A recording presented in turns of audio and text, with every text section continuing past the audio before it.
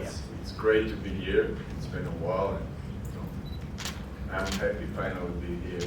I've been missing a lot. Alex is, of course, ranked at 15 in the rankings. Sometimes fighters hesitate a little bit to fight down, but given the disappointments you faced with fighters pulling out injured, was it just a case of anybody who's going to make it to the dance?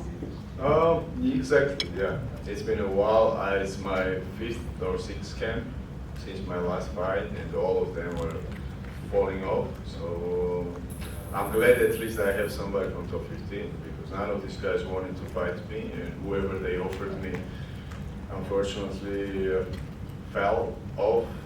Most of them, like only the one was from me, which I didn't know that I had this layoff time from suspension. But other than that, all of them, like from the beginning of this year, all my opponents were getting injured. So I've been ready since last May and was asking fights, but finally we're back. Alex is a real showman. He's an entertaining guy. Do you see that as what's going to play out, an entertaining fight, or is that potentially a trap to fall into? Is it all about getting a result here? I feel like I know his game plan, which I'm not going to talk about on the media and live, but yeah, as I said earlier, he's not the guy who's going to try to stand up with me. You know, of course there are many good strikers, and he fought many good strikers, and he is a striker, very entertaining guy, very chaotic fighter.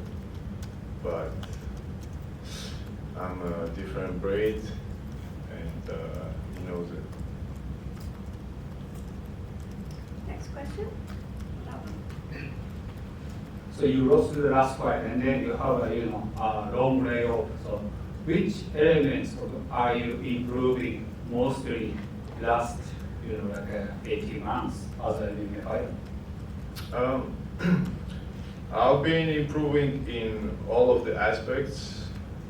My wrestling, I have to thank my wrestling coach Michael Perez and Chris Rodriguez. This year and a half I've been training with them very hard in wrestling. My striking, I sliced even more and more with my coach, with Master Rafael Cordeiro and all the kings.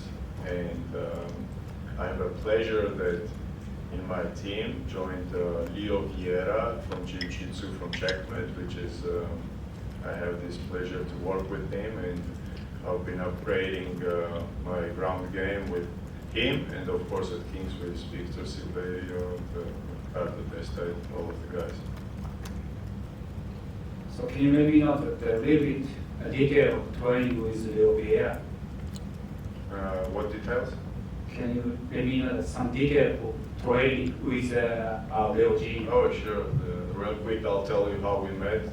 My daughter Nita and his daughter Clara are playing volleyball in the same team, and we are on their tournament, like sitting on the tournament, like next to each other, and we're cheering for our daughters, and then we're checking each other, and we both have broken ears, and it was like, who are you? And we didn't really know each other, and when we talked, it appeared that he's a legend in Jiu-Jitsu, and he got the respect of me as well, so we made this quick connection the last year, and since then we've been friends. It's more than a coach for me. He's a very good friend, and his family, and he's been trying his best to help me in grappling. So do you feel that this need to meet him, this kind of accident, you will be a completely MMA fighter? Second, please. You feel that destiny to meet him? Yeah, I feel like God always has something, plans for us, and I don't think that was accidental. That everything has a reason, and it appeared. And if you guys know my story as well, how I met Master Rafael, like it was my last day in 2014 when traveling in US, and I was gonna go back in Amsterdam where I used to live. And before my flight, I went there to Kings to check it out, and somehow I met Rafael, and since that day, he's my father figure. He's my part of my family, and pretty much similar story happened last year. So you seems like it's more, close to the Brazilian fighting world. So how do you feel that you can? How do you think about Brazilian mentally for the fighting? I'm part Brazilian, okay? In my DNA, I don't know, yeah, so the Giga is my real name, right? So in Brazil they have the same name, but they call it Giga. So a lot of Brazilians call me that, and I'm okay with it. So I mean, yeah, I still haven't been there in Brazil, but it's surrounded, like 99% of my teammates are Brazilians. And I feel like one of my best friends are from Brazil, my coaches, my teammates here as well, Vinicius Dancy. Hopefully soon he's gonna be part of UFC as well. And yeah, I enjoy the Brazilian açaí food, everything. Muito obrigado. Muito obrigado. Next question? Hello, I'm from Korea. Hey. You always said and write SMS you want Korean Zombie, but yeah, fight is not take place. Do you have any bad feeling about Korean Zombie? I'll be honest to you, because after my last fight, there was a post in Twitter, and someone was intimidating that from Korean Zombie's Twitter.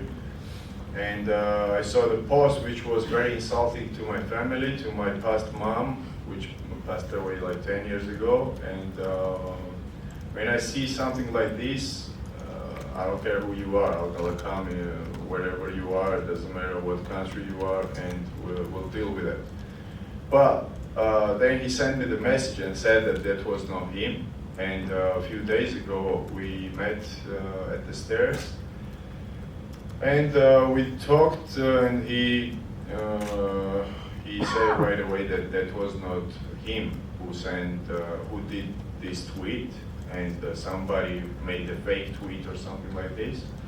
So that was the only thing to me. Other than that, he's a great fighter. He's a legend of the sport. I don't have any other feelings. So we pretty much fixed this. But he's a top 10 featherweight. I'm here, and yeah, we'll see. I'm not going to be surprised in the near future if we have a fight. So first thing first, I have a fight. He has a fight. He has different plans this week. I have different completely plans. My main plan is to come back, and then we talk. Next question?